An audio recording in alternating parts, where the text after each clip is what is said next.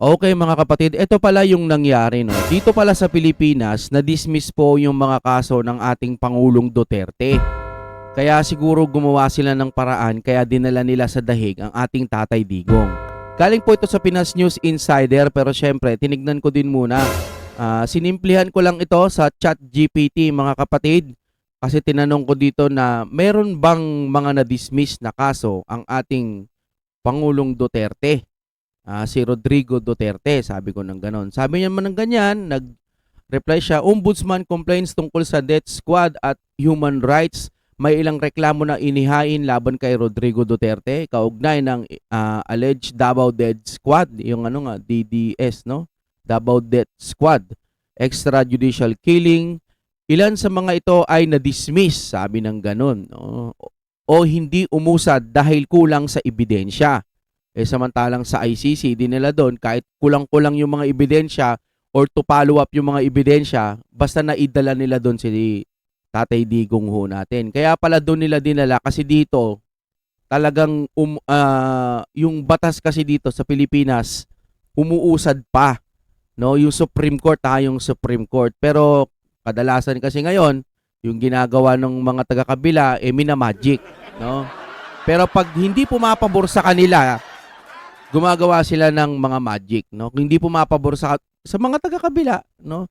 Pag hindi pumapabor sa kanila, gumagawa sila ng mga paraan para mag-magic, no? Na-dismiss naman pala ang Ombudsman at DOJ ang humawak sa ilan sa mga reklamong ito. Sabi ng ganun. So ibig sabihin, nung panahon ng hindi si nung hindi si Remulla yung Ombudsman, ito yun. Impeachment complaint habang presidente hindi umusad. May mga impeachment complaint na isinampa sa House of Representatives noong 2017 tsaka 18. Pero hindi ito umabot sa trial, na-dismiss o hindi pinroseso ng Kongreso. Sabi ng gano'n, no? ChatGPT. Karaniwan itong nangyayari kapag kulang ang boto o hindi sinusuportahan ng mga majority. Okay, number 3. Criminal complaints sa DOJ kaugnay ng drug war. May mga isinampang reklamo laban sa kanya at ilang opisyal tungkol sa drug war killings, abuse of authority. Marami dito ay na-junk ng DOJ. Patas pala noon. Hindi tinuloy dahil kulang ang probable cause. Importanteng context, habang presidente si Duterte, 2016 to 2022, may presidential immunity from suit. Ibig sabihin, hindi siya pwedeng kasuhan ng criminal case habang nakaupo. Kaya karamihan ng complaints noon ay hindi umuusad o na-dismiss, sabi ng gano'n. Ngayon, itong panonoorin ho natin, anong year kaya ito? Ano? Okay, panoorin na ho natin ng sabay-sabay. Atid po sa inyo ng, saan na yung ating fiber ni Juan? Kung gusto nyo naman ng mura na at mabilis na internet, nandito na ang fiber ni Juan. Maaasahan, kaya tawag na. Baka meron na sa inyong lugar ang fiber ni Juan. Okay mga kapatid, nandiyan yung contact number. I-chat nyo na, baka available na po yan sa inyong lugar ang fiber ni Juan. I-play na ho natin ano bang meron, anong year naman ito.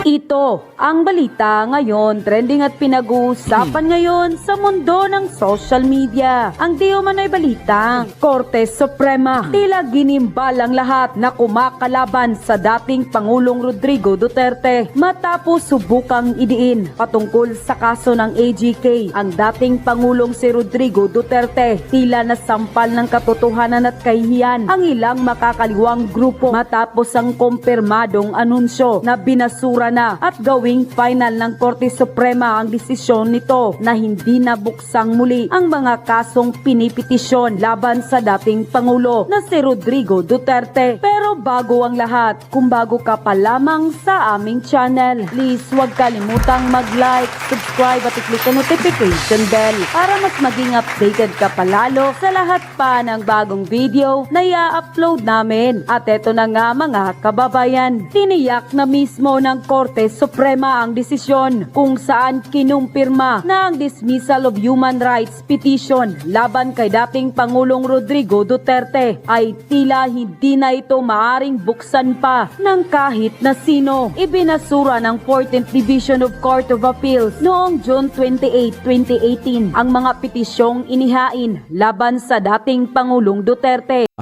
Kumbaga binasura na talaga at hindi na kailanman pwede pang buksan.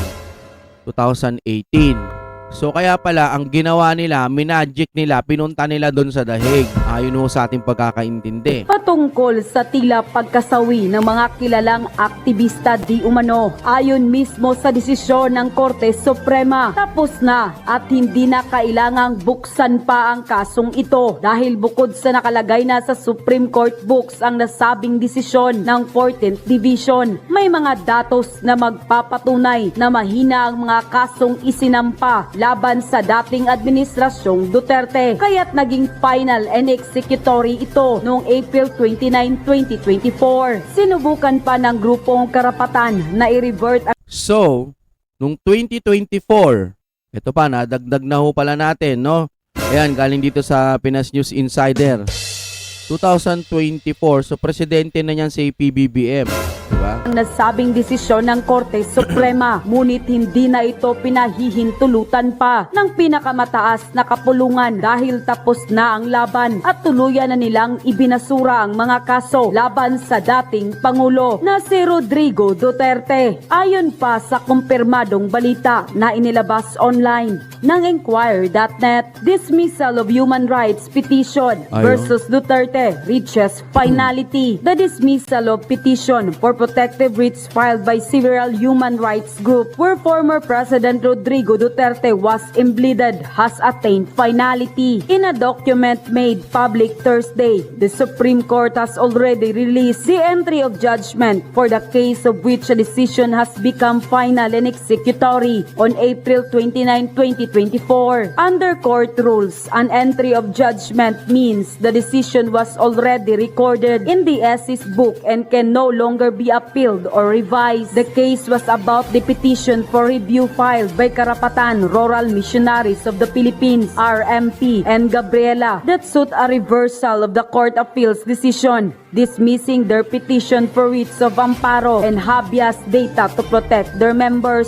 The said petition was dismissed by the 40th Division of the Court Appeals on June 28, 2018. The petition for review and certiorari filed on June 28, 2019 at the Supreme Court, which raised issues on the CA decision, was followed by 2 or more manifestations filed by Karapatan after the extrajudicial killing of 3 of its human rights workers, Zara Alvarez, Ryan Hubilla, and Nelly Bagasala, who were supposed to testify in the hearings. Karapatan expressed dismay over the SC decision.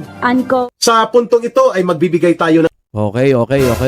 Ngayon, iniisip ko tuloy, wala na palang pag-asang makasuhan pa si Pangulong Duterte noon.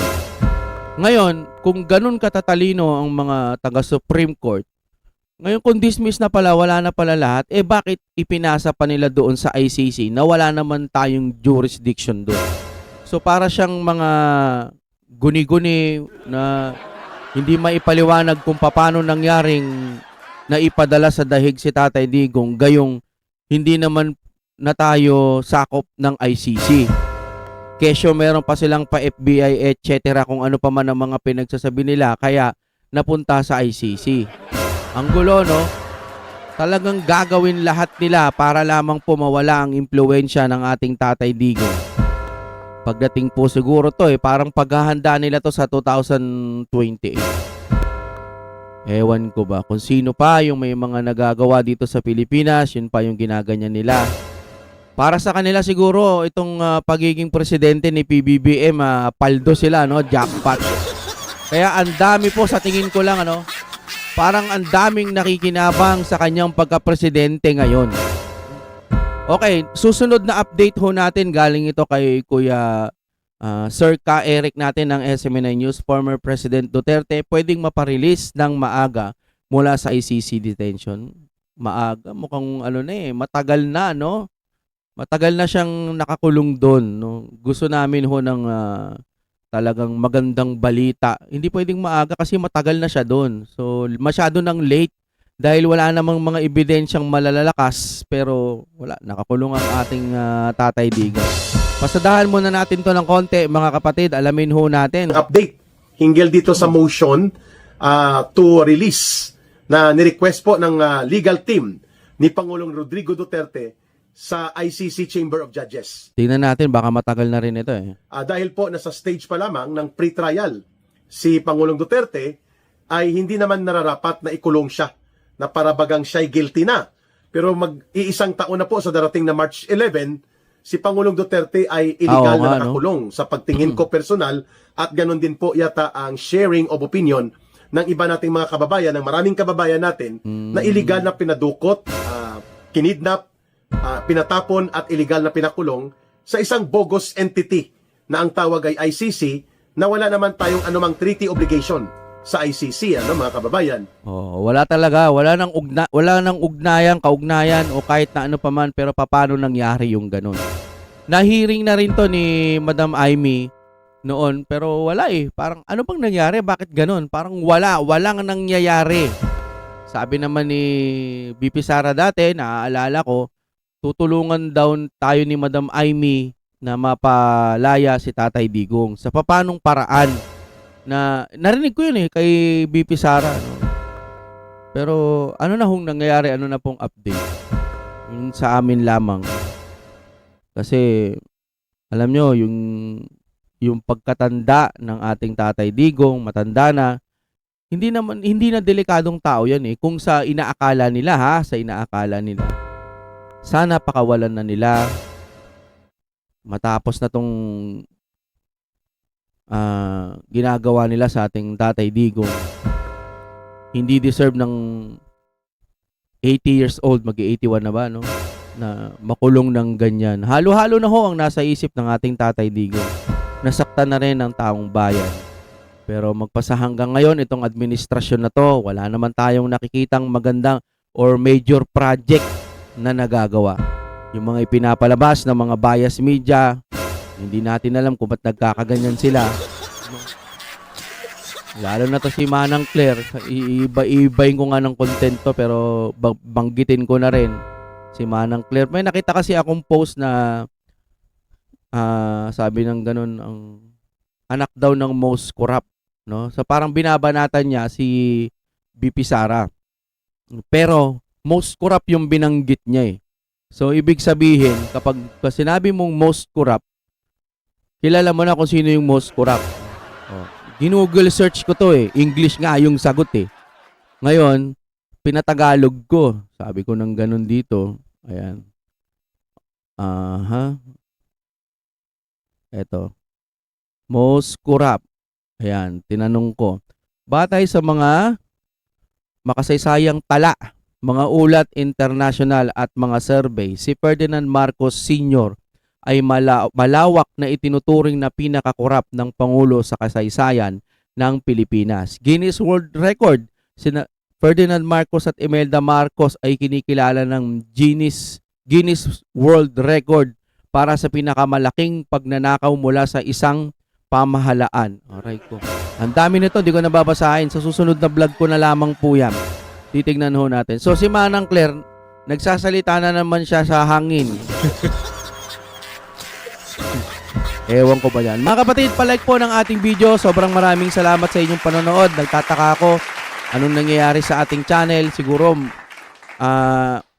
kagagawan ko rin dahil nagpalit ho tayo ng name. Tapos ibinalik ko ulit sa X-Crew Reaction. Kaya nagkaganyan. Tulungan nyo po sana ako, makikisuyo lang na i-like nyo lang ang ating video. Masaya na ako doon. Kung makaka-comment kayo dyan, Duterte pa rin yan. Kasi hindi ho akma yung 400k subscriber ko doon po sa views ng YouTube ko ngayon. Parang dati, kung ano man may upload ko, talagang malakas sa algorithm. No? Ewan ko kung anong nangyayari. Yung iba rin nakasama natin na nagtatanggol o dumidepensa sa mga Duterte, may nagkakaganon din. Ewan ko kung may magic o wala, mahirap din mamintang, pero ang pinakamagandang bagay nito mga kapatid, yung pagla-like nyo po, masaya na. Maraming salamat po sa inyong panonood.